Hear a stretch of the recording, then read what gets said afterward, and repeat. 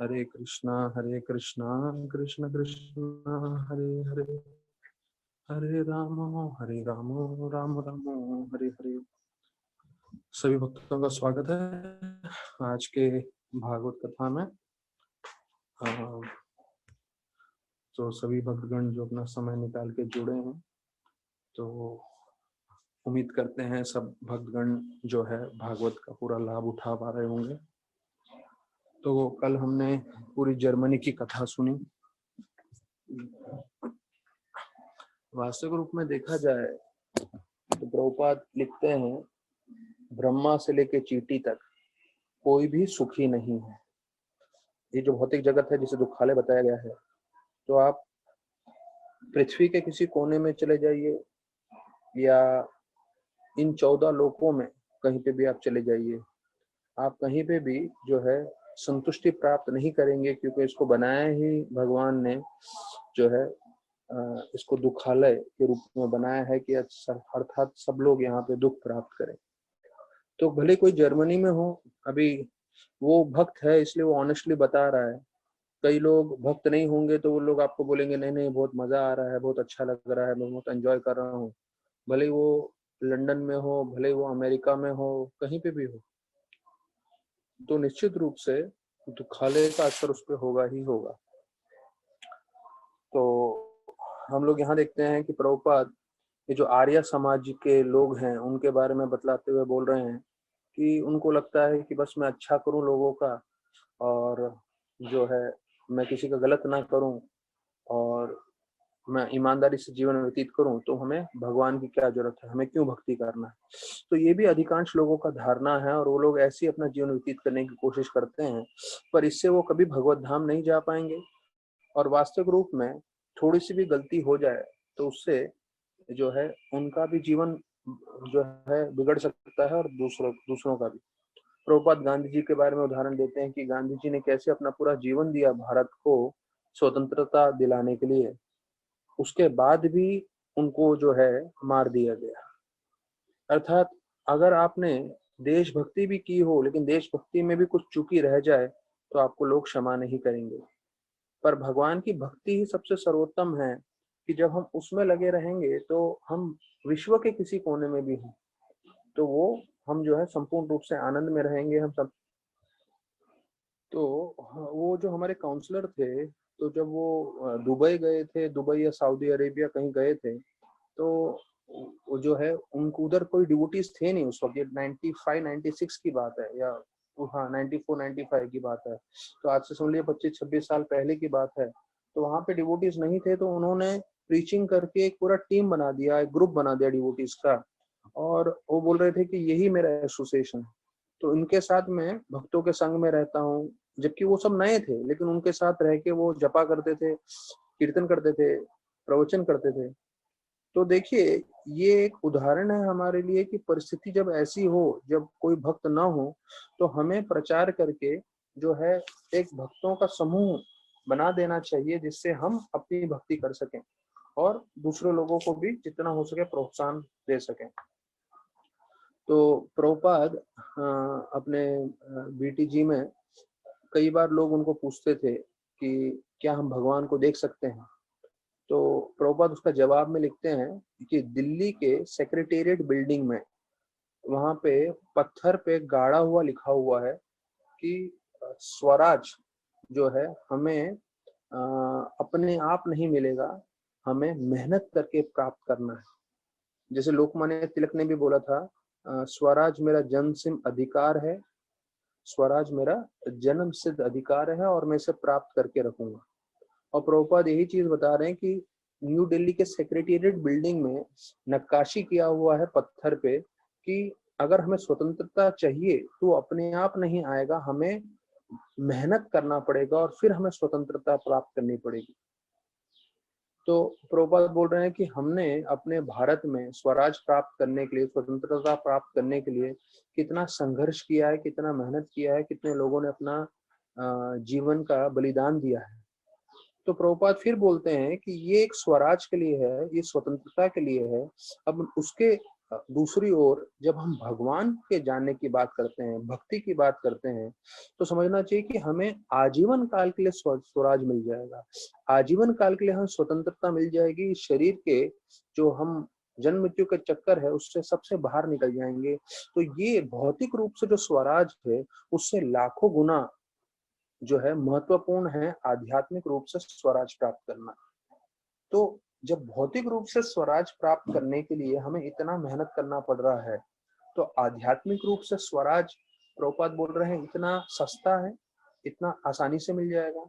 अगर कोई ऐसा सोच रहा है तो वो मूर्ख है, उसको इसका आध्यात्म का ज्ञान नहीं है, इसलिए वो ऐसा बोल रहा है। वास्तविक रूप में जितना हमने स्वराज से मेहनत किया है, स्वराज के लिए या स्वतंत्रता के लिए, उससे कहीं गुना हमें मेहनत करना पड़ेगा भक्ति मार्ग में। तब जाके हम भगवान को समझ पाएंगे, भक्ति को समझ पाएंगे और हमारा जीवन सार्थक हो पाएगा। तो देखिए प्रभुपाद अपने आर्टिकल्स में कितना प्रैक्टिकल होके प्रभुपाद जवाब देते थे। कितना प्रभुपाद का जो दृष्टिकोण था वो कितना क्लियर था और कितना कन्विंसिंग है ये सब पॉइंट्स प्रभुपाद के। अभी प्रभुपाद हमें ये सब सुन रहे हैं, पर हमें ये भी मालूम होना चाहिए कि प्रभुपाद ने कितने संघर्ष झेले थे। प्रभुपाद यहाँ बता रहे हैं, यहाँ पे लिखा हुआ है कि एक बार प्रभुपाद ऐसी रास्ते पे चलते हुए जा रहे थे, तो वहां पे जो एक गाय या बैल जो थे, तो वो कभी कभी क्या होता है, कुछ भी हो जाता है उनको, वो किसी को भी आक्रमण कर देते हैं। तो बताया जाता है प्रभुपाद को भी ऐसे ही एक गैया ने जो है अपने सींग से मार दिया, प्रभुपाद गिर गए थे। और प्रभुपाद को इतना चोट भी लगा था कि वो उठ नहीं पा रहे थे और कोई भी आया नहीं उनको मदद करने के लिए। और वो जो है स्वयं प्रभुपाद भी सोच रहे थे कि क्यों हुआ ऐसा मेरे साथ। फिर बताते हैं, और ये शुद्ध भक्तों की बात चल रही है। प्रभुपाद मतलब जो आचार्य हैं, इनको बोलते हैं कि वो हमारे सेनापति भक्त हैं। महाप्रभु बताते हैं जो आएंगे और पूरे विश्व भर में प्रचार करने वाले हैं। तो पूरे विश्व भर में प्रचार करने वाले सेनापति भक्त के जीवन में ये सब हो रहा है। तो हमें ये स्वीकार करना चाहिए कि हमारे जीवन में भी जो कुछ भी ऊपर नीचे होगा उसे हमें नम्रता पूर्वक अपने जीवन में अपना कर भक्ति करते रहना है। फिर बोलते हैं उधर कम से कम दिल्ली आपको मालूम है एकदम काफी गर्म रहता है। वहां पे बताया जाता है 45 डिग्री से 50 डिग्री तक चला जाता है टेम्परेचर। और बताया जाता है मई महीने में एक व्यक्ति को जो है हीट स्ट्रोक हो गया और वहीं रास्ते पे ही मर गया, ऐसा करके वर्णन आ रहा है। तो प्रभुपाद को मालूम था उधर इतनी गर्मी है और ये जानलेवा भी हो सकता है। तो जैसे यहाँ पे वर्णन किया गया है कि एक व्यक्ति को हीट स्ट्रोक आ गया और उससे वो मर गए, और अभी आगे बता रहे हैं लीलामृत में कि कैसे प्रभुपाद जब बीटीजी बांटने जा रहे थे दिल्ली में, उनका सर चकराने लग गया, उनको चेतना नहीं उनकी आ रही थी, चेतना मतलब पूरी जा रही थी उस वक्त, और वो गर्मी के कारण जो है वो वहीं पे गिर पड़े।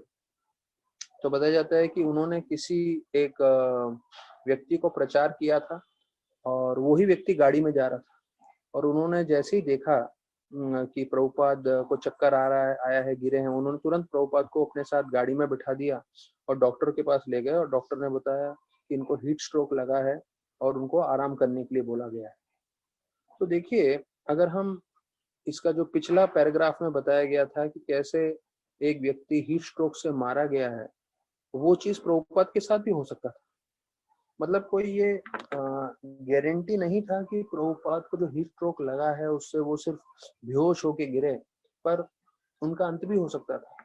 तो देखिए, अगर ऐसा हो जाता था तो शायद इस्कॉन नहीं होता था और हम लोग नहीं होते थे। पर ये जो प्रभुपाद ने इतना सब संघर्ष देखा है वो है सिर्फ इसीलिए कि हम जैसे भक्त जब अपने जीवन में संघर्ष करें तो कभी प्रश्न नहीं उठाएं। अगर अभी कभी हमें चक्कर आके गिर गया, कभी हमें बैल ने मार दिया, तो हम ये नहीं बोलने चाहिए कि अरे मैं तो 16 माला करता हूँ, मैं तो रोज भागवत सुन रहा हूँ और मैं भागवत पढ़ रहा हूँ, तो मेरे साथ ऐसा क्यों? नहीं, ये हमें सिखाने के लिए है कि एक शुद्ध भक्त के जीवन में भी जो है ऐसा सब हो सकता है। फिर प्रभुपाद बताते हैं कि एक परिवार को संभालना जो है एक पूरे राज्य को संभालने से भी ज्यादा मुश्किल है। तो प्रभुपाद अपने आर्टिकल्स में लिखते थे तो ये हमारे लिए जानना जरूरी है कि अगर हम परिवार को संभाल रहे हैं, तो जितने भी गृहस्थ व्यक्ति हैं, गृहस्थ भक्त हैं, तो हमें समझना चाहिए कि परिवार को संभालना मतलब एक राज्य को संभालने से भी ज्यादा मुश्किल है। तो प्रभुपाद यहाँ बता रहे हैं कि कई लोग अपना परिवार छोड़ के जंगल में जाने की बात करते हैं और उसे वैराग्य बोलते हैं, पर ये वैराग्य नहीं है, ये तो बोल रहे हैं मरकट वैराग्य, मतलब एक बंदर का वैराग्य है करके, ऐसे करके बताया जाता है। बंदर का मरकट वैराग्य क्यों बोल रहे हैं? क्योंकि अगर देखिए कोई बहिरंग रूप से देखेगा, मतलब एक्सटर्नल रूप से, तो लगेगा अरे बंदर देखिए कितना वैरागी है। क्यों? क्योंकि वो कपड़े नहीं पहनता, वो सिर्फ फल खाता है, तो लगेगा बंदर तो बड़ा महान वैरागी है। बोलते हैं नहीं, बंदर के एक एक बंदर के कम से कम 20-20 बंदरिया जो है उसके साथ वो संग करता है, संभोग करता है। तो इसका मतलब ये नहीं कि बंदर बड़ा वैरागी है तो सिर्फ कपड़े नहीं पहनता है या सिर्फ फल खाता है उससे वैराग्य नहीं प्रदर्शन होता। तो प्रभुपाद बताते हैं कि असली वैराग्य होगा कि जंगल में नहीं जाके, लेकिन अपने घर में रह के, अपने परिवार के साथ रह के, परिवार का ध्यान रखते हुए अगर हम पूरी तरह से भक्ति में लगे, वो असली वैराग्य। तो देखिए ये सब चीजें हमें अच्छे से समझ लेना है, क्योंकि हो सकता है हम प्रचार में किसी को कन्विंस करें ना करें, कम से कम हम खुद कन्विंस होने चाहिए कि प्रभुपाद बताते हैं भक्ति मतलब कुछ छोड़ना नहीं है, कृष्ण को जोड़ना है। तो हम जो भी कार्य कर रहे हैं उसके साथ हम हमेशा कृष्ण का स्मरण करते रहें, क्योंकि आज मैं एक आप लोगों को गीता के एक बहुत ही मुख्य विषय पे लेकर आऊंगा आज। इसके बाद प्रभुपाद का कथा होने का, उसके बाद हम भागवतम में जाएंगे, तो उसमें मैं आपसे चर्चा करूंगा। तो हमें ये समझना है कि जब प्रभुपाद ने यहाँ बताया हुआ है कि असली वैराग्य है जब हम कृष्ण का स्मरण करते रहे 24 घंटा दिन भर में। तो जो भी हम कार्य कर रहे हैं अपना परिवार के साथ, कोई माताएं हैं, कोई प्रभु हैं, वो सब कार्य करते हुए कृष्ण भावनामृत रहें पूरा दिन भर, तो वो सबसे उत्तम रहेगा। प्रभुपाद बताते हैं कि बिना कृष्ण भक्ति के जितने भी राजनैतिक लोग हैं और वो लोग जितना भी संगठन कर रहे हैं, वो कभी सफल नहीं होने वाला है। प्रभुपाद मतलब एक है, प्रभुपाद का जो कन्विक्शन था और प्रभुपाद का जो दृष्टि था, वो इतना मतलब स्ट्रॉन्ग था जो हम लोग कोई स्वीकार नहीं कर सकते। प्रभुपाद ही 1970 में, 1970 कहाँ, ये तो 1965 की बात है और 5 साल पहले की बात है। 1965 में बोले कि ये जो यूनाइटेड नेशंस है, जितना ये लोग यूनाइटेड नेशंस कर रहे हैं, कोई यूनाइटेड नहीं रहने वाले, सब झगड़ा ही करने वाले। और देखिए वही बात सच हुई है। आज 65 से लेके आज हम 65 साल आगे भी देखें, 55 ईयर्स के बाद भी देखें, तो कोई यूनाइटेड है नहीं, लड़ाई झगड़ा ज्यादा हो रहा है और सब ये हो रहा है। तो स्पष्ट रूप से प्रभुपाद को मालूम था सिर्फ कृष्ण भक्ति से ही लोग यूनाइटेड रह सकते हैं और समाज यूनाइटेड रह सकता है, हमारा देश यूनाइटेड रह सकता है। तो ये एक फिलॉसफी भी है और एक प्रैक्टिकल चीज भी है। प्रैक्टिकल इसलिए है कि अगर हम कृष्ण भक्ति अच्छे से करेंगे तो हम देखेंगे हम अपने परिवार में यूनाइटेड हैं कि नहीं, हम अपने माता पिता भाई बहन बीवी बच्चे सबके साथ आराम से रह रहे हैं कि नहीं, भक्ति कर रहे हैं कि नहीं।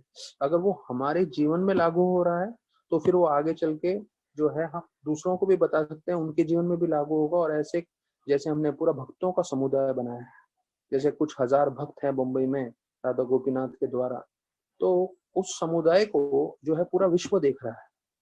महाराज बोलते हैं कि हमने जो एक टेम्पल खड़ा किया है और इस टेम्पल में जो डिवोटीज का जो संघ है, वो पूरा विश्व चाहता है, विश्व के सारे इस्कॉन सेंटर्स वर्ल्ड में ऐसे चाहते हैं कि हमें भी ऐसा राधा गोपीनाथ मंदिर हो और ऐसे ट्रेन डिवोटीज हो वहां पे। मैं जैसे बोलता हूँ, जब चावल पकाते हैं तो एक दाना चावल निकाल के देखते हैं, समझ जाता है चावल पका है कि। तो वैसे ही समाज में हम लोग भले ही माइनॉरिटी में है, हो सकता है कि मुंबई में हम लोग से 10,000 भक्त होंगे, लेकिन 10,000 भक्तों का 130 करोड़ की संख्या में अगर हम देखते हैं तो 130 करोड़ की संख्या में 10,000 भक्त है, लेकिन ये भक्त प्रामाणिक हैं, पूरी तरह से भक्ति कर रहे हैं। और यही चीज हम एक्सपांड करेंगे, जितना हमारा योग्यता है उतना लोगों का परिवर्तन होगा। भक्ति सिद्धांत श्री ठाकुर बताते थे कि अगर एक जीव भी शुद्ध भक्ति की तरफ जुड़ जाए या शुद्ध भक्त बन जाए तो मेरा मिशन कामयाब है। ये भक्तिनाथ ठाकुर का वाक्य था। एक भक्त अगर वो शुद्ध भक्ति में आ जाए तो उनका मिशन पूरा कामयाब रहेगा। तो हम देखते हैं कि प्रभुपाद ने आगे चल के कितना पूरा का पूरा एक्सपांड कर दिया और इतने सारे डिवोटीज बना दिए और इतने सारा उन्होंने किया। पर ये भक्तिनाथ ठाकुर की नम्रता थी कि एक भक्त भी मिल जाए जो सिंसियर हो, जो शुद्ध भक्ति और जुड़ जाए तो हमारा मिशन सक्सेसफुल है। तो वैसे ही जब हम भी प्रचार कर रहे हैं तो हमें भी ऐसे एक भक्त के पीछे रहना चाहिए जो पूरी तरह से आध्यात्म की ओर जुड़ जाए। एक को चंद्रो तमोहंती न चतारा सतरती। तो चाणक्य नीति बताते हैं कि हम एक चंद्रमा देख रहे हैं, उसके पीछे हैं, और हमें जो है कई सारे सितारे नहीं चाहिए, क्योंकि एक चंद्रमा जो है वो अंधकार हटा के प्रकाश दे सकता है। अभी जो है अगला अध्याय में हम आ रहे हैं, अभी उस पर चर्चा नहीं करेंगे, पर मैं जस्ट आपको एक स्टार्टिंग का प्रभुपाद का कोड देते हुए हम निकलेंगे। ये है, अभी प्रभुपाद जो है वहां से दिल्ली से फिर वृंदावन में जाके निवास करते हैं और बोलते हैं प्रभुपाद कि मैं अकेला वृंदावन में बैठा हूँ, मैं लिख रहा हूँ और मेरे गुरु भाइयों ने मुझे जोर दिया है कि आपको संन्यास लेना चाहिए। अगर आप संन्यास लोगे तभी आप प्रचार कर पाओगे, तो ये बहुत जरूरी है। तो मेरे गुरु भाई ने ही नहीं, प्रभुपाद बोल रहे हैं, मेरे गुरु महाराज भक्तिसार ठाकुर वो भी बार बार मेरे सपने में आए हैं, वो भी चाहते थे मैं संन्यास लूं। तो मुझे तो ऐसा लग रहा है कि मुझे जोर दिया जा रहा है मेरे गुरु महाराज द्वारा, मेरे गुरु भाइयों द्वारा, और मैं स्वीकार कर रहा हूँ और मैं सन्यासी बनूंगा। तो अभी ये प्रभुपाद जो है आगे का, जब वृंदावन में ठहरे हैं तो वृंदावन में वो भविष्य का बता रहे हैं कि कैसे मुझे मेरे गुरु भाई, मेरे गुरु महाराज, उन्होंने सबने बताया। तो देखिए, हमने पहले सुना है कि प्रभुपाद को सपने में 2 बार भक्तिसार ठाकुर आ चुके हैं और 2 बार उन्होंने सपने में आके इनको ये बोला है कि आप संन्यास ले लीजिए, संन्यास ले लीजिए। तो ये देखिए, एक और चीज मैं इससे आप लोग को बताना चाहूंगा कि आध्यात्म जीवन में जो है गुरु अलग अलग तरीके से आते हैं। अभी तो हमारे पास साक्षात रूप में है, फिर जब गुरु फिजिकल हमारे पास नहीं है तो जो है हमारे पास गुरु भाई हैं, हमारे जो सीनियर गॉड ब्रदर्स हैं, वो हमें मार्गदर्शन कर सकते हैं और उनके मार्गदर्शन में हमें भक्ति करना चाहिए। तो अभी मैं आपको आज एक गीता का एक श्लोक बताना चाहूंगा। ये जो श्लोक है वो भगवान गीता में 2 बार बोलते हैं।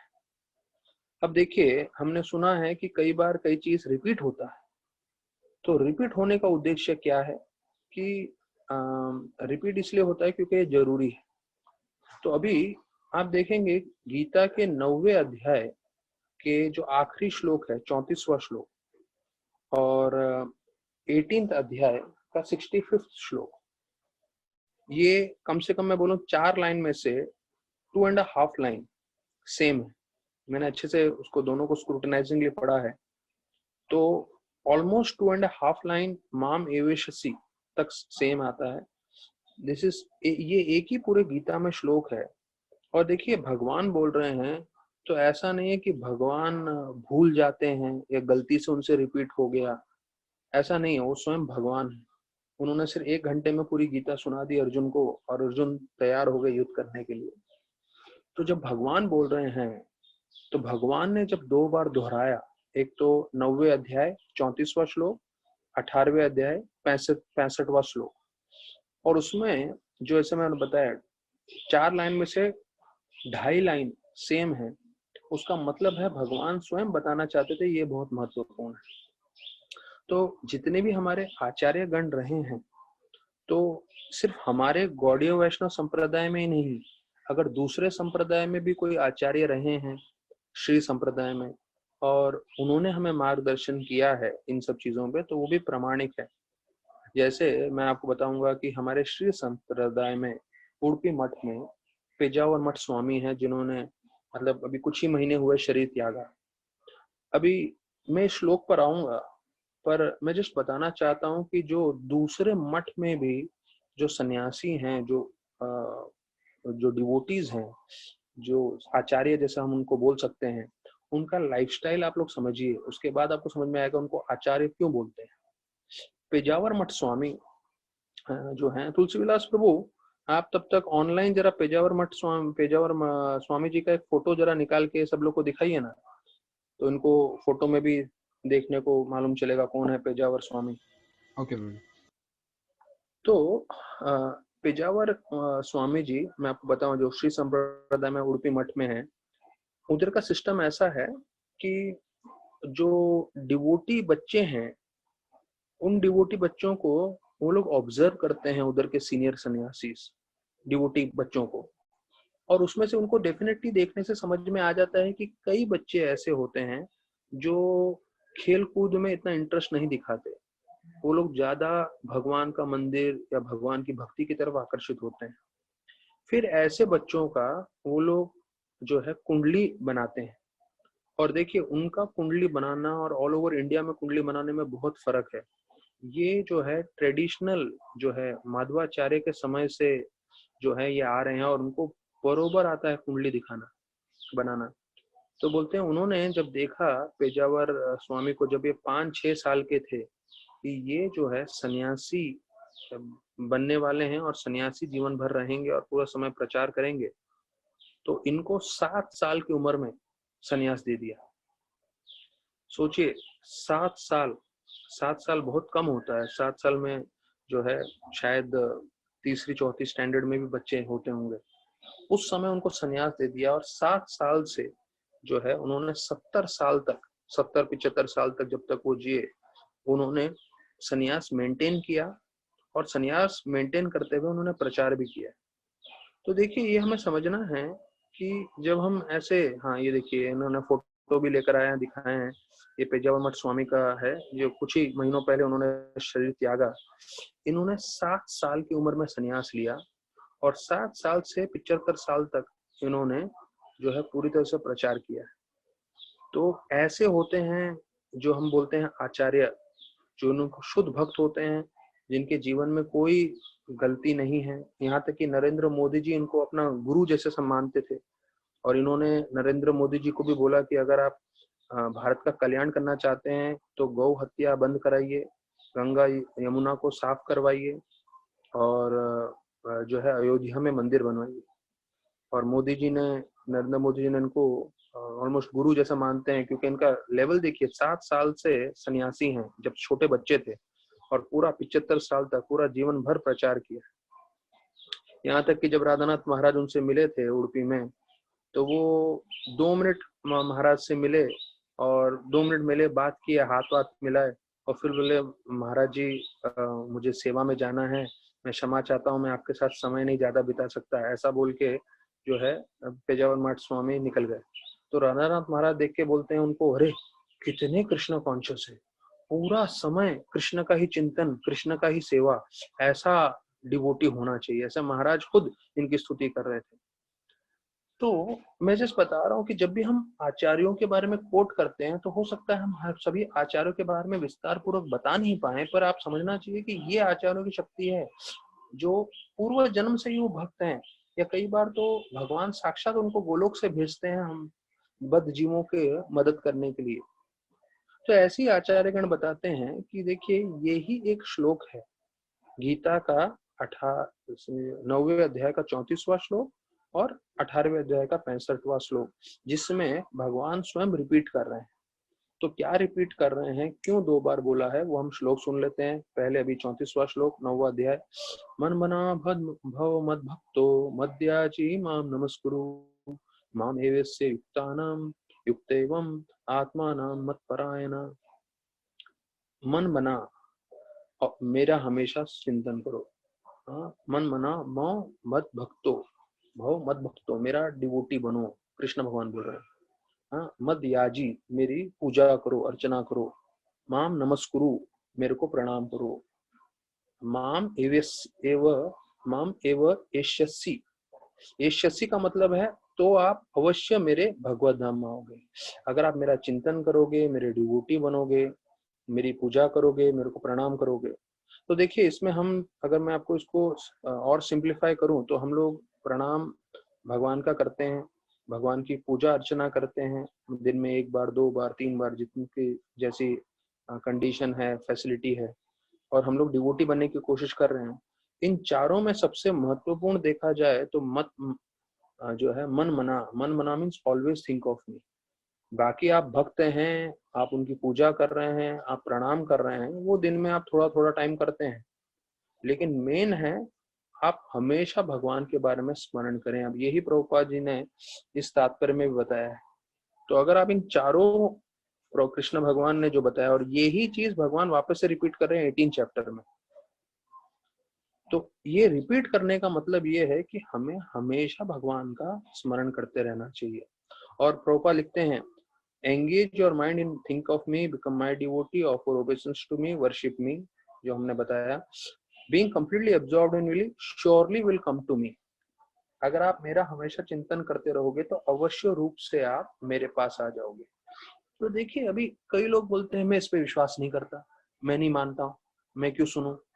अब भगवान स्पष्ट रूप से गीता में कम से कम मैं बोलता हूँ 1 से 2 डजन बार भगवान ने स्वयं बताया है कि आप भगवत धाम आ जाओगे, आप अवश्य मेरे पास आ जाओगे, इस पे आप शंका ना करें।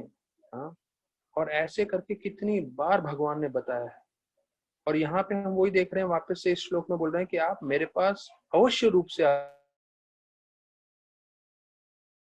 भगवान के इन वाक्यों पे विश्वास करना है कि नहीं, वो हम पर है। अगर हम करते हैं और हम भगवान का स्मरण करते हैं, भगवान की भक्ति करते हैं, तो जीवन के अंत में हम भगवत धाम चले जाएंगे। और अधिकांश लोग, जो लोग इस चीज को नहीं मानते हैं, वो लोग अपना जीवन ऐसे ही व्यर्थ में व्यतीत कर देंगे, और मृत्यु के बाद उनको समझ में आएगा कि वह वास्तविक भगवान है, कर्म है, और अपने कर्मों के जंजाल में फंस के उनको पुनः जन्म लेना पड़ेगा, जब तक वो ये स्वीकार न करें कि हमें भगवान की भक्ति करनी है, भगवान का स्मरण करना है, और तभी वो भगवत धाम जा पाएंगे। तो प्रभुपाद बताते हैं कि कृष्ण भक्ति ही एक तरीका है इस भौतिक जगत के जंजाल से निकलने का। ये प्रभुपाद स्टार्टिंग का परपट में बताते हैं 9.34। तो फिर प्रभुपाद एक जो है कूर्म पुराण का श्लोक लेते हुए बोलते हैं कि भगवान और भगवान के शरीर में कोई भिन्नता नहीं है। अब हम अपना शरीर देखें तो हमारा शरीर आत्मा अलग है, पर ये कृष्ण भगवान पे लागू नहीं होता है। कृष्ण भगवान का शरीर और कृष्ण भगवान का आत्मा जो है, दोनों एक है, प्रभुपाद बता रहे हैं कूर्म पुराण में से। तो बोलते हैं कि हमें कृष्ण भक्ति के लिए हमेशा ज्ञान जो है वो एकत्रित करते रहना चाहिए। तो ये ज्ञान क्या है, प्रभुपाद बताते हैं, वो हमें गुरु के अंडर में रह के सीखना चाहिए। It is to learn from a bona fide teacher. जो हमारे गुरु हैं, गुरु के अंडर में रह के हमेशा जीवन पर्यंत हमें कैसे ज्ञान प्राप्त करते रहना है, वो सीखना है। तो देखिए, अभी इस पे मैं जरा होल्ड कर रहा हूँ और आप लोग को एक दूसरा दृष्टिकोण बता रहा हूँ भक्ति का। भक्ति मतलब राधानाथ महाराज बताते हैं कि हम लोग क्लब में जाते हैं। क्लब मतलब अलग अलग रोटरी क्लब होता है या कंट्री क्लब होता है, बहुत सारे क्लब्स हैं ऑल ओवर इंडिया में, वर्ल्ड में, और बॉम्बे में भी बहुत सारे क्लब्स हैं। तो एक क्लब में लोग जुड़ते हैं, उनका उद्देश्य क्या है क्लब में जुड़ने का, कि मैं उधर एंजॉय कर सकूं। उधर क्या क्या फैसिलिटी है, वो बोलेंगे आप यहाँ पे स्विमिंग कर सकते हैं, हमारा गेम्स एरिया है जहाँ पे आप अलग अलग तरीके से गेम्स खेल सकते हैं, आप फलाना है, ये है, वो है। तो जो कोई क्लब में जाता है, और ये क्लब बहुत प्रसिद्ध है, मतलब आज भी आप बोरीवली, कांदीवली, सब एरियाज में जाएंगे, सब जगह बड़े बड़े क्लब्स हैं। तो ये क्लब्स बहुत प्रसिद्ध है, और सब लोग उधर एंजॉय करने जाते हैं, और सब लोग एक समूह में रहना चाहते हैं। तो ये मानव का एक स्वभाव है कि वो जो है लोगों के साथ आदान प्रदान करना चाहता है, समूह में रहना चाहता है और एंजॉय करना चाहता है। अभी क्लब और सत्संग में फर्क क्या है, राधानाथ महाराज बताते हैं। क्लब मतलब आप अपने एंजॉयमेंट के लिए जा रहे हो, सत्संग मतलब आप भगवान और वैष्णव की सेवा के लिए जा रहे हैं। तो दोनों में संग है, क्लब में भी संग है, सत्संग में भी संग है, लेकिन एक जगह आपका उद्देश्य क्या है, मैं भोग करूंगा।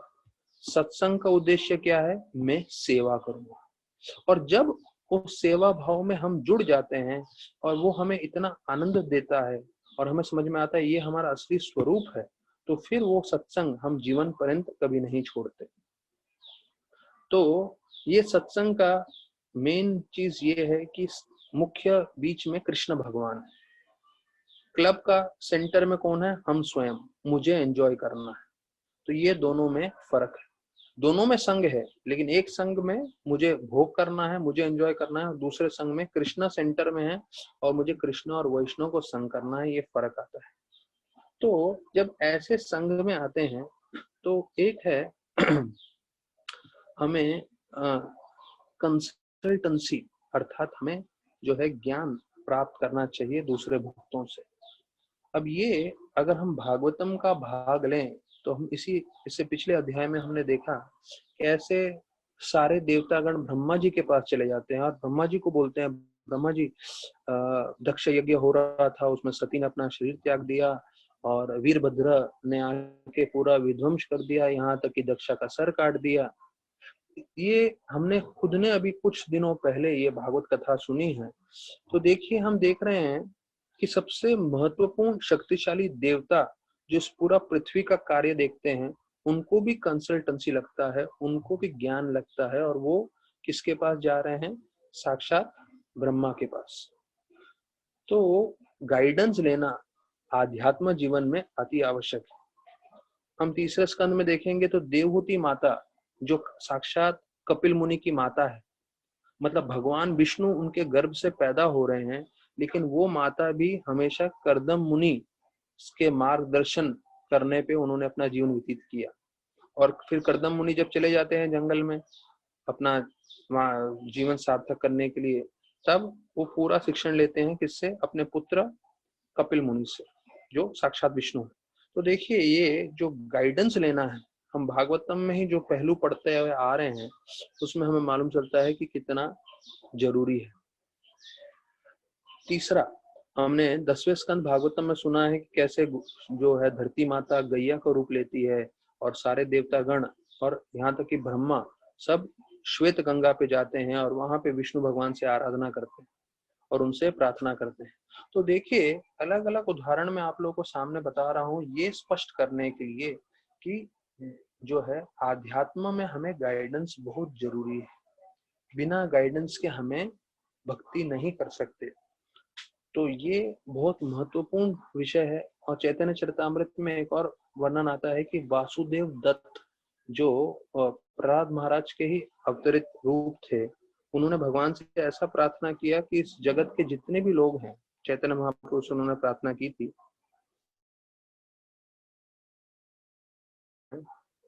सबका उद्धार हो जाए, सब लोग भगवत धाम चले जाएं और इस दुनिया के जितने भी लोग हैं उन सबका पाप मेरे पे आ जाए और मैं अनित्य काल के लिए नरक में जाने के लिए तैयार। तो इतना ऊंचा सोच जो है वो एक प्रहलाद महाराज ही कर सकते हैं, बाकी कोई नहीं कर सकता। तो अनित्य काल के लिए वो जो है नरक में जाने के लिए तैयार थे। क्यों? उनके हृदय में इतना करुणा था। लेकिन ऐसे भक्त के लिए भी चैतन्य महाप्रभु बोलते हैं कि ये भक्त बहुत प्रामाणिक हैं, लेकिन उनको पैसा संभालना नहीं आता। वो गृहस्थी थे वासुदेव दत्त, तो जो भी उनके पास पैसा आता था दान पुण्य करते थे। तो फिर चैतन्य महाप्रभु ने बोला शिवानंद सेन को कि आप जो है इनका धन का ध्यान रखें, क्योंकि ये बड़े वैरागी हैं परम भक्त, लेकिन परम भक्त होने के बावजूद इनको मार्गदर्शन लगेगा। तो देखिए, चैतन्य चरितामृत और भागवतम में से सब कहानी सुन के हम इस सारांश पे पहुंचते हैं कि हम कोई भी हों, वासुदेव जब जो प्रहलाद महाराज के अवतार हैं, वैसे शुद्ध भक्त जो चैतन्य महाप्रभु से रोज आदान प्रदान करते थे, या भागवतम में से हम इतना सब सुन रहे हैं, हमें हमेशा मार्गदर्शन के अंडर रहना है।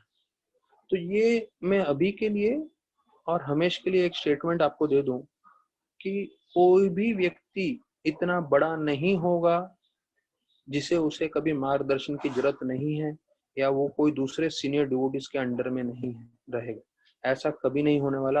अभी से हमारे शरीर में जब आखिरी श्वास रहेगा तब तक हमें हमेशा हमारे सीनियर डिवोटीज के अंडर में ही रहना है। प्रभुपाद ने ये पूरा सिस्टम बनाया है।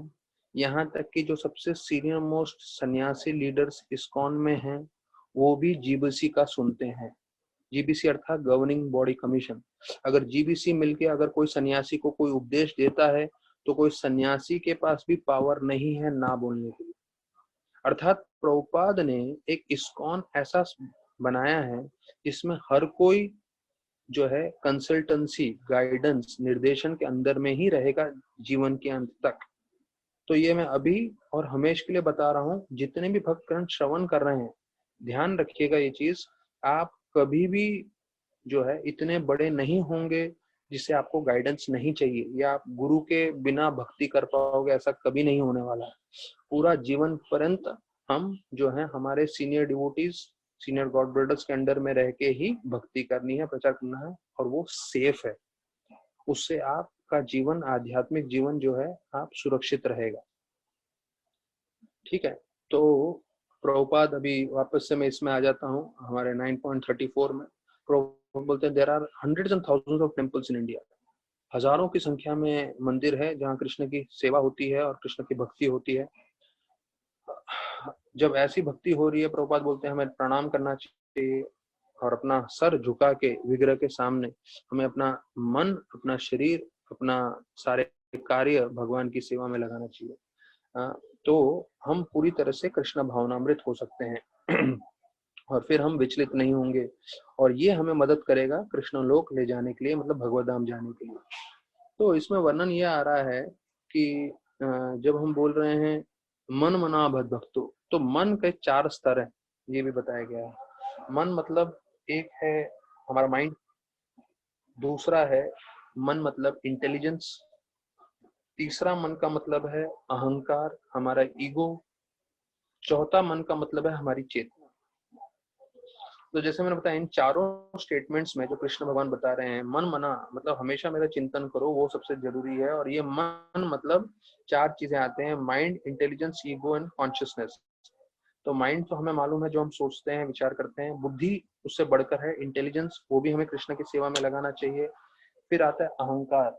तो सही अहंकार और गलत अहंकार। गलत अहंकार ये है कि हम शरीर हैं, और सही अहंकार जो है ट्रू ईगो और फॉल्स ईगो बोलते हैं इंग्लिश में। तो ट्रू ईगो ये है कि हम लोग भगवान के नित्य दास हैं, तो ये हमारा चेतना होनी चाहिए। और फिर अंत में हमारा कॉन्शियसनेस, ये भी पूरी तरह से भगवान में समर्पित रहना चाहिए। तो माइंड, इंटेलिजेंस, ईगो, कॉन्शियसनेस, ये पूरा भगवान की सेवा में लगाना चाहिए। और प्रभुपाद इस श्लोक में भी बोल रहे हैं कि नवलता भक्ति है जिसका शुरुआत होता है hearing and chanting about Krishna. तो देखिए, प्रभुपाद के हम लोग भागवतम में इतना चर्चा कर रहे थे, पर उसमें से मुझे लगा ये एक श्लोक है गीता का जो कृष्ण भगवान 2 बार दोहरा रहे हैं, तो इसलिए मैं ये आपके साथ चर्चा करूं जो प्रभुपाद ने बताया है। और उसमें भी देखिए, जो हमने भागवतम में पहले स्कंद से चौथे स्कंद तक आ रहे हैं, और जहाँ पे हियरिंग एंड चैंटिंग को महत्वपूर्णता दी गई है, प्रभुपाद 9.34 में भी बता रहे हैं beginning with hearing and chanting. तो ये हमें समझना है कि हमें हियरिंग एंड चैंटिंग नहीं छोड़ना है। तो जो सुबह को हम लोग मिलते हैं उसमें चैंटिंग करते हैं, और जब शाम को मिलते हैं हम हियरिंग करते हैं। तो ये हमारा फाउंडेशन है, और इसको लेके हमें जीवन पर्यंत चलना है। तो प्रभुपाद बोलते हैं एक साधु कौन है, ये आखिरी पैराग्राफ में है 9.34। साधु कौन है? साधु मतलब प्रभुपाद ने स्पष्ट बताया है, आपका हेयर स्टाइल नहीं है। साधु मतलब कंठी माला और तिलक नहीं है। साधु मतलब आपका ड्रेस नहीं है। साधु मतलब जो पूरा समय कृष्ण भक्ति में लगा रहे, कृष्ण की सेवा में लगा रहे, वो असली साधु। अच्छा, उसके बाद जो अगला लाइन है वो हमारे लिए बहुत लागू होता है। बोलते हैं कई बार जो भक्त होते हैं वो गलती से ऐसे कार्य करते हैं जो भक्तिमय कार्य नहीं है, मतलब नॉन डिवोशनल एक्टिविटीज। तो प्रभुपाद बोलते हैं his accidental non devotional activities will diminish. तो प्रभुपाद बोल रहे हैं जो हम भक्ति कर रहे हैं, लेकिन भक्ति करते करते हम ऐसे कार्य भी कर रहे हैं जो भक्ति के साथ अनुकूल नहीं है। जैसे कई बार होता है कि कई डिवोटीज होते हैं, वो भक्ति कर रहे हैं, लेकिन भक्ति के साथ साथ उनका आसक्ति रहता है क्रिकेट मैच के साथ, तो क्रिकेट मैच भी देखते रहते हैं। तो अभी भी शायद आईपीएल कुछ चल रहा है, मुझे तो मालूम नहीं। मतलब मुझे तो पहले भी क्रिकेट के साथ बिल्कुल आसक्ति थी नहीं, तो इस्कॉन में आने के बाद तो बिल्कुल ही मुझे कुछ लेना देना नहीं है। पर मैं जैसे बता रहा हूँ, तो कई लोग भक्ति कर रहे हैं पर क्रिकेट के साथ आसक्ति है, तो नॉन डिवोशनल एक्टिविटी हो गया। या कई लोग जो है पिक्चर जो है उसके साथ आकर्षित होते हैं। और अभी यूट्यूब और ये सब आने के कारण जितना चाहिए आप आराम से मोबाइल में बैठ के देख सकते हो। तो ये सब नॉन डिवोशनल एक्टिविटीज है। तो प्रभुपाद बोल रहे हैं ये कई बार भक्त नॉन डिवोशनल एक्टिविटीज करेंगे, बट वो धीरे धीरे कम हो जाएगा। कैसे कम हो जाएगा वो हमें सोचने की जरूरत नहीं है, कृष्ण भगवान हमारा कम कर देंगे, पर हमें भी अपना तरफ से कोशिश करना चाहिए। और प्रभुपाद बोलते हैं और फिर वो धीरे से जो है पूरी तरह से भक्ति में स्थिर हो जाएगा। जो शुद्ध भक्त होता है उसका कभी पतन नहीं होता। ये ध्यान से सुनिए, प्रभुपाद बोल रहे हैं जो शुद्ध भक्त होता है उसका कभी पतन नहीं होता। क्यों? क्योंकि भगवान स्वयं उसका ध्यान रखते हैं। तो ये बहुत बड़ा वाक्य है कि अगर हम भक्ति में लगे हैं तो समझ लीजिए कि हमारा पतन नहीं होगा। और पतन नहीं होने का कारण क्या है? ऐसा नहीं कि हम बहुत, जो बोलते हैं ना, बहुत बड़े भक्त हैं या हम बहुत ज्यादा तीव्रता से भक्ति कर रहे हैं, ऐसा कुछ नहीं है। पर भगवान स्वयं हमारा ध्यान रखते हैं इसलिए। तो प्रभुपाद बताते हैं कि जो बुद्धिमान व्यक्ति है उसको कृष्ण भक्ति करते हुए he can live happily in this material world. देखिए, अगर हम सबको पूछा जाए तो हम सब जो है इस भौतिक जगत में जो है आराम से रहना चाहते हैं।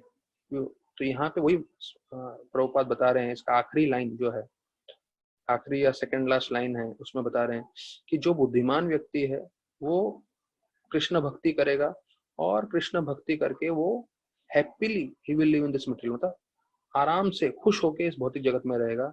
और he will eventually receive the supreme award of Krishna, और फिर उनको भगवान कृष्ण का जो है मुख्य कृपा प्राप्त होगा।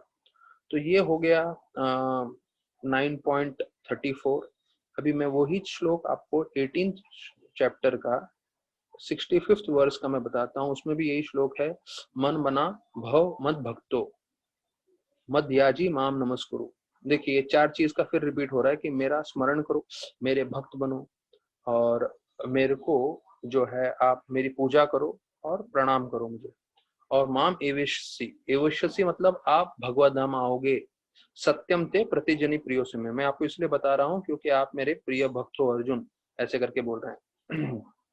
प्रभुपाद इसका तात्पर्य में बता रहे, इसका तात्पर्य में बड़ा नहीं है, छोटा सा ही है, मैं आपको बता दूं। प्रभुपाद बताते हैं कि हमारा जीवन ऐसे होना चाहिए कि हम हमेशा कृष्ण का स्मरण कर सकें। तो जितना हो सकते, यहाँ तक कि मैं बोलता हूँ, आई डोंट रिकमेंड दिस, पर कई भक्त होते हैं जो प्रभुपाद का कीर्तन लगा के रखते हैं और रात को सोते समय भी वो धीरे धीरे पीछे बैकग्राउंड में बजता रहता है कीर्तन। तो उनको लगता है रात भर भी मैं कृष्ण कॉन्शियस हूँ, मैं हरे कृष्ण महामंत्र सुन रहा हूँ। तो अलग अलग तरीके से हमें सोचना है कि हम कैसे कृष्ण भक्त बन सकते हैं, पूरा समय कैसे हम कृष्ण का स्मरण कर सकते हैं। प्रभुपाद बोलते हैं एक भक्त को ऐसे सोचना चाहिए कि दिन में जो 24 घंटे हैं वो 24 घंटे में कैसा कृष्ण का स्मरण कर सकूं। और कोई ऐसी चेतना में रहता है तो वो अवश्य कृष्ण के धाम चले जाता है और कृष्ण की भगवान की सेवा में लग जाता है फेस टू फेस। मतलब फेस टू फेस मतलब आमने सामने, जैसे हम लोग कभी कभी आमने सामने किसी के साथ खड़े रह के बात करते हैं। प्रभुपाद बोलते हैं अगर कोई 24 घंटा या ज्यादा से ज्यादा समय कृष्ण भगवान का स्मरण करता रहता है तो वो साक्षात रूप से भगवान का जो है सेवा में लग जाता है। और ये सबसे गुह्य ज्ञान है गीता का जो अर्जुन को बता रहे हैं। क्यों? क्योंकि अर्जुन भगवान का मित्र है।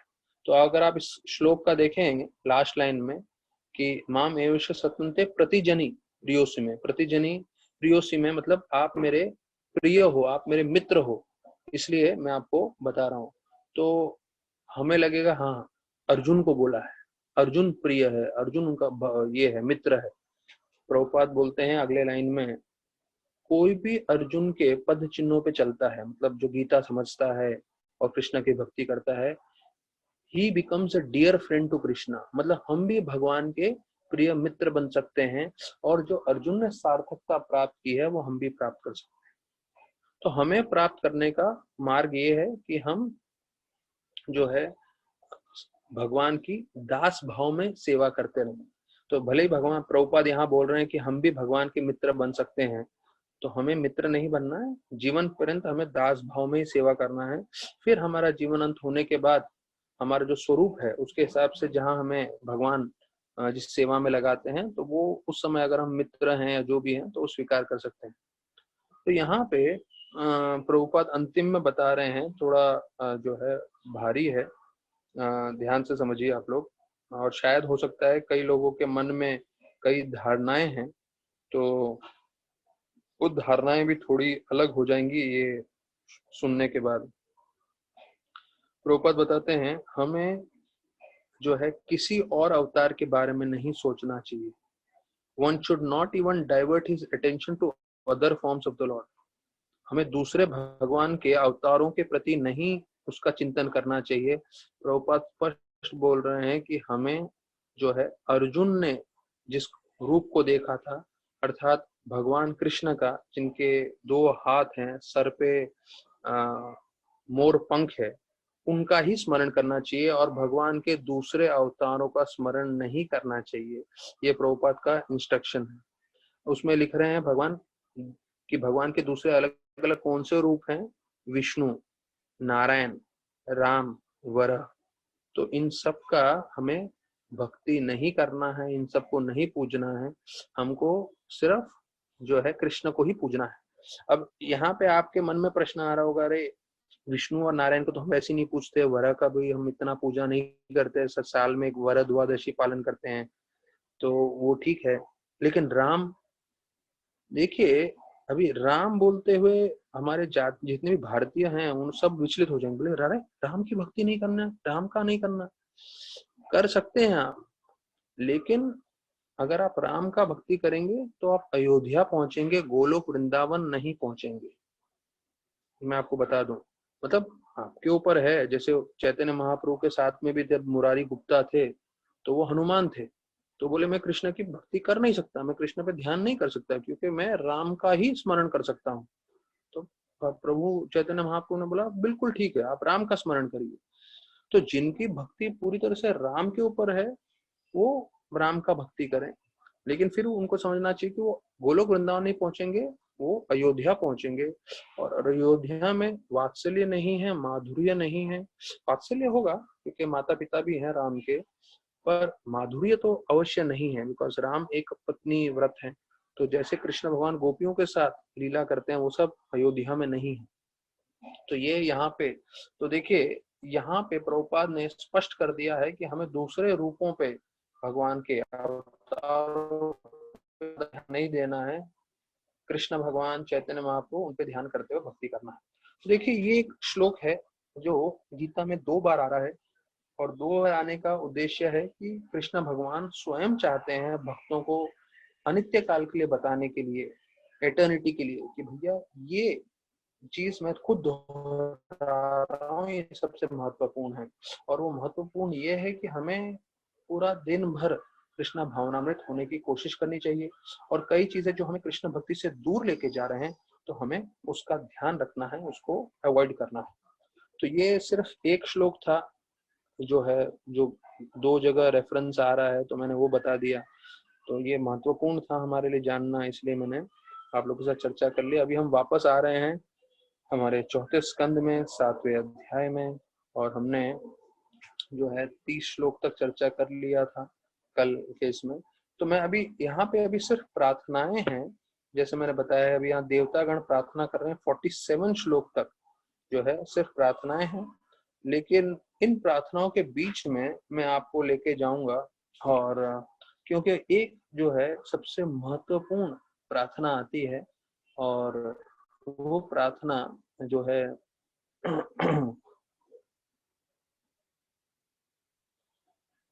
वो प्रार्थना जो है कई बार मैंने अपने प्रवचन में भी बताया हुआ है, पर संक्षेप में मैं आपको बता दूं, जब वो प्रार्थना आएगा तो मैं आपको फिर से रिपीट करा दूंगा।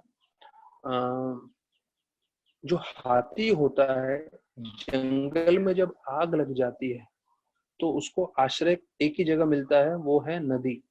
ये जो है हमारे अभी आने वाले श्लोकों में 30 से 47 के बीच में आने वाला है, तो हम जब उस पे पहुंचेंगे तो और विस्तार पूर्वक चर्चा कर लेंगे। पर ये हमें समझना है कि हम ये श्रवण कर रहे हैं, इस श्रवण का मूल उद्देश्य क्या है। एक तो हमने गीता में सुन लिया, भगवान 2 बार एक ही श्लोक में बोल रहे हैं कि मेरा स्मरण करो, मन मना।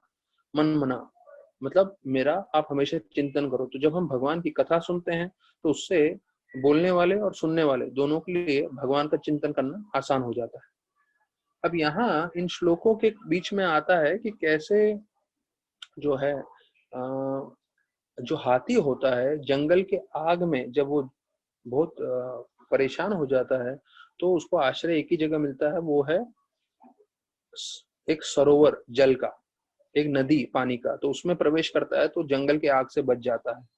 तो यहाँ पे जो देवतागण है वो प्रार्थना करने में बोल रहे हैं कि जिस तरह से हाथी जंगल के आग से अपने आप को बचा लेता है पानी में या झील में उतर के, उसी प्रकार से जो बद्ध जीव है इस भौतिक जगत में, जो अलग अलग ताप से परेशान हो रहा है, जिसके जो है आचार्यगण बताएं संसारा दावा नलिन लोक। तो विश्वनाथ चक्रवर्ती ठाकुर स्पष्ट किए हैं कि जो पूरी दुनिया है वो आग में झुलस रही है और सब लोग फंस रहे हैं, मर रहे हैं, तकलीफ में हैं। आप कोरोना वायरस बोलिए या दूसरा माया का वायरस बोलिए, वो सब है ही है। तो ये सब रहने ही वाला है और उसमें सब परेशानी होने वाले हैं।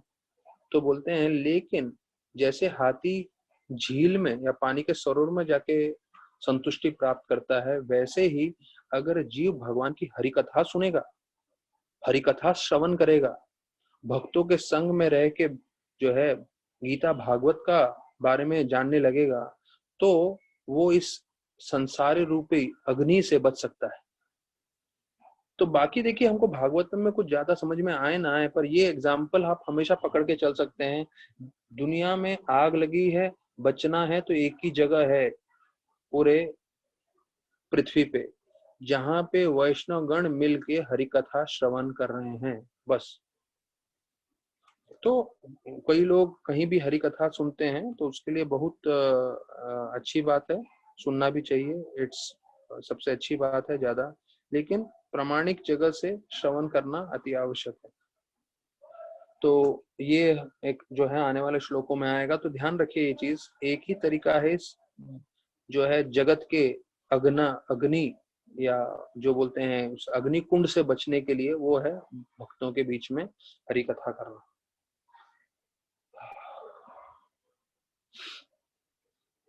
अभी देखिए ये भृगु मुनि 30वें श्लोक में 30th श्लोक में बता रहे हैं हमने उसका 29वें श्लोक में जो है 29वें श्लोक का मैंने स्टेटमेंट आप लोग को बताया था कि ये शिव भगवान प्रार्थना कर रहे हैं कि अगर हमें इस भौतिक जगत के जंजाल से बचना है तो उसका एक ही समाधान है, वो है तीव्रता से भक्ति करना।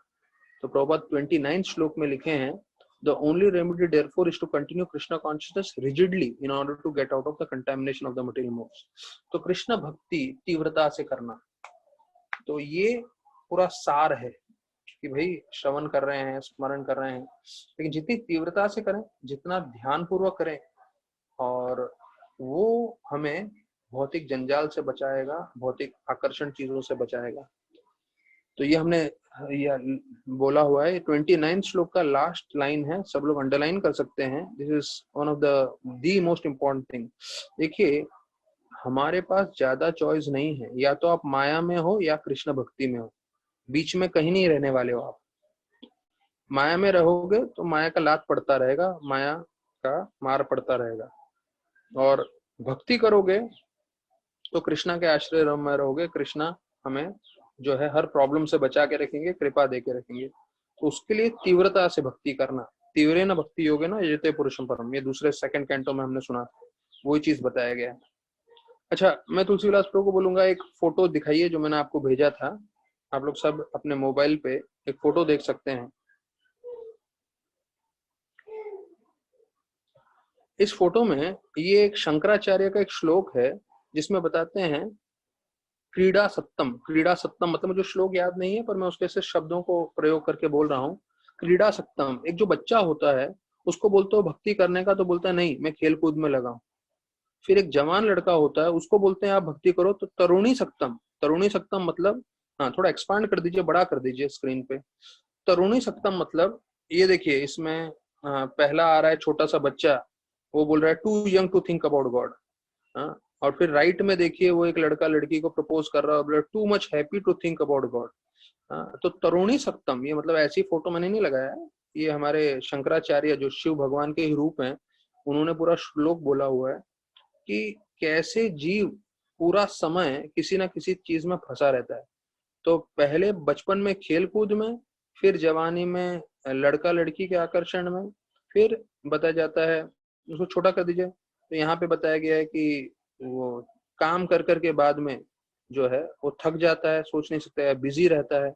तो बोलते हैं चिंता सक्तम, चिंता सक्तम मतलब ये आता है, पहला आ गया क्रीड़ा सक्तम खेल कूद में, तरुणी सक्तम, तरुणी मतलब लड़का लड़की के आकर्षण में, फिर जो है आ रहा है चिंता सक्तम, अपने जीवन के अंत में वो चिंता ही करता रहता है क्योंकि जीवन भर भक्ति नहीं की है, और फिर आखिरी में आता है भगवान को स्मरण नहीं करता, ऐसे ही अपना शरीर त्याग देता है और फिर वापस से पुनर्जन्म का तैयारी।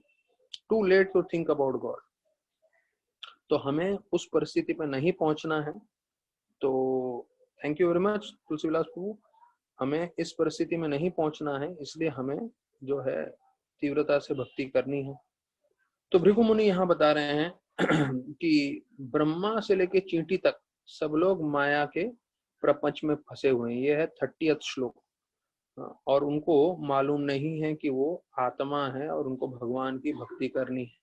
पर आप जो है सबके सबसे बड़े मित्र हैं और आप हमेशा अपने भक्तों को बचाते हैं। You are protector of the surrendered souls. तो ये बताया गया है भगवान के बारे में कि आप जो है अपने भक्तों को हमेशा बचाते हैं। प्रणत आत्मा और बंधु, ये दो शब्द आ रहे हैं लास्ट में इस श्लोक के 30th श्लोक में।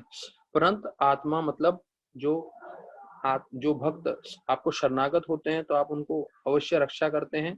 और आप बंधु, बंधु मतलब ये संस्कृत में जो है दोस्त को बोलते हैं, तो आप सबसे बड़े मित्र हैं। तो भाई भगवान वो ऐसे मित्र हैं जो किसी भी परिस्थिति में हमें त्यागने वाले नहीं। मतलब भले ही हम कोई नास्तिक भी व्यक्ति हो, भले ही भगवान को पूरी तरह से विश्वास न भी करे, लेकिन फिर भी भगवान परमात्मा के रूप में उनके साथ हैं ही, और उनको भी वो सब कुछ देते हैं जो एक भक्त को देते हैं।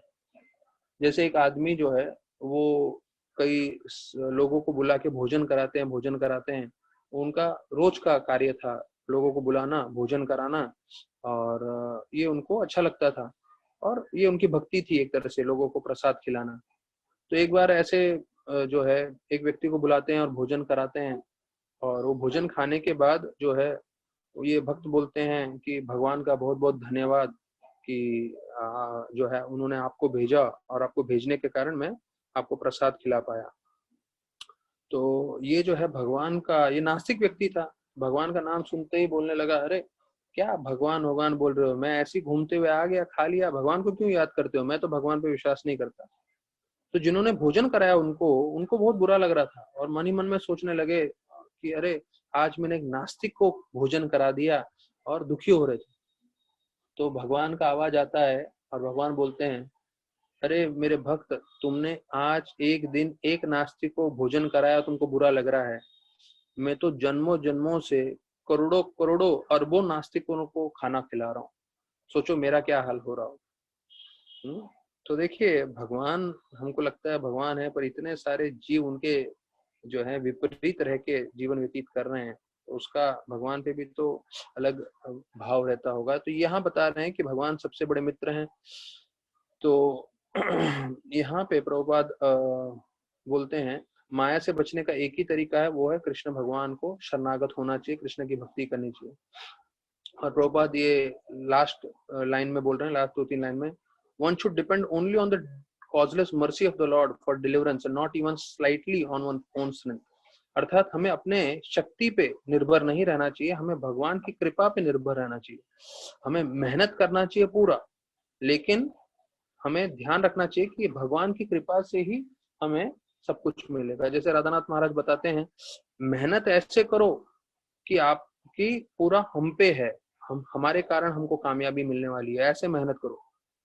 लेकिन मेहनत करने के बाद आपका मानसिक विचार कैसा होना चाहिए कि मेहनत तो पूरा मैंने किया है, लेकिन वो सिर्फ 1% है, 99% भगवान की कृपा से मेरे को जो है सफलता प्राप्त होगी। तो जब हम मेहनत कर रहे हैं तो हमें ये सोचना चाहिए कि मुझे अपना 100% देना है। लेकिन मेहनत करने के बाद हमें ये सोचना है कि मैंने तो सिर्फ अपना 1% दिया है, 99% भगवान की तरफ से आएगा, वो है भगवान की कृपा। तो it is only by the causeless mercy, भगवान की कृपा होगी तो ही जो है मेरा उद्धार हो सकता है। और ये सोचते हुए हमें भक्ति करना है। तो 31 श्लोक से जहाँ पे ब्रह्मा जी प्रार्थना कर रहे हैं वो हम कल चर्चा करेंगे।